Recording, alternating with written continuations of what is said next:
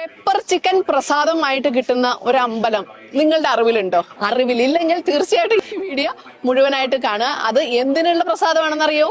ശത്രു സംഹാര പൂജയ്ക്ക് കിട്ടുന്ന ഒരു പ്രസാദമാണ്. അപ്പൊ ഇന്ന് നിങ്ങൾക്കറിയാം അന്നമ്മയുടെ യഥാർത്ഥ ശത്രുക്കള് ആരാന്ന്. അപ്പൊ അതേ സ്കിപ്പ് ചെയ്യാതെ മുഴുവൻ കണ്ടാൽ കാര്യം മനസ്സിലാവും കേട്ടോ. ഒരുപാട് പേർക്ക് ഈ പറയുന്ന എനിക്കടക്കം 100% തെറ്റിദ്ധാരണ ഉണ്ടായിട്ടുള്ള ഒരു വിഷയമാണ് ഈ ശത്രു സംഹാര പൂജ. കേരളത്തിലെ പ്രത്യേകിച്ചും കണ്ണൂർ ജില്ലയിലുള്ള മാടായി കാവിലാണ് ഞാനിപ്പോ ഉള്ളത്. ഭയങ്കര തിരക്കുള്ള ഒരു അമ്പലമാണ്, ഒരു കാവാണ്. പക്ഷെ ഇവിടെ ഏറ്റവും കൂടുതൽ വണ്ടികൾ വന്നിട്ടുള്ളത് നോർത്ത് ഇന്ത്യയിലാണ്, പ്രത്യേകിച്ചും കർണാടക, ആന്ധ്ര ആ ഒരു പ്രദേശങ്ങളിൽ നിന്നാണ്. അവർ കൂടുതലും വരുന്നത് ഈ പറയുന്ന ശത്രു സംഹാര പൂജയാണ്.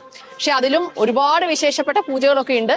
ഈ ഒരു കൺസെപ്റ്റിലാണ് കൂടുതൽ ആളുകളും വരുന്നത്. അതിൽ ഏറ്റവും രസം എന്താന്ന് പറഞ്ഞിട്ടുണ്ടെങ്കിൽ എന്താണ് യഥാർത്ഥ ശത്രു സംഹാര പൂജ എന്നറിയാതെയാണ് കൂടുതൽ ആളുകളും വരുന്നത്. ഇപ്പൊ ഞാൻ എന്താ ചിന്തിച്ചത്, എനിക്ക് ഒരു 4-5 ശത്രുക്കളുണ്ട് അല്ലെ, 5 ശത്രുക്കൾ